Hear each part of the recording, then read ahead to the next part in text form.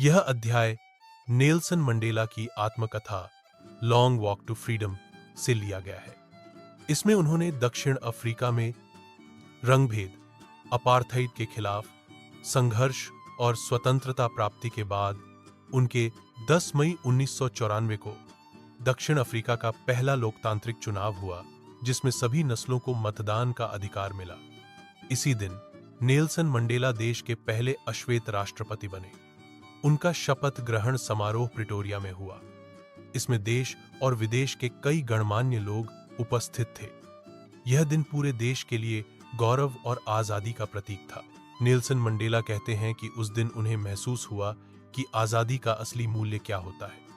उन्होंने उन सभी गुमनाम नायकों को श्रद्धांजलि दी जो इस संघर्ष में मारे गए या जेल गए। मंडेला मानते हैं कि कोई भी इंसान नफरत लेकर पैदा नहीं होता, बल्कि समाज उसे सिखाता है। यदि नफरत सिखाई जा सकती है तो प्यार भी सिखाया जा सकता है। मंडेला बताते हैं कि पहले उन्हें लगता था कि आजादी का मतलब है स्वतंत्र रूप से घूमना, खेलना और जीवन जीना।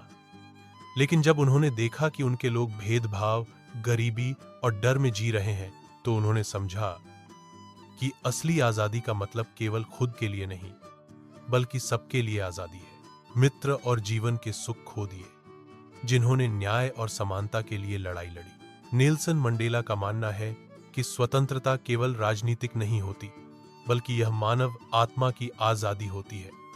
उन्होंने अपने लोगों के लिए न्याय, समानता और मानव अधिकारों की बात की।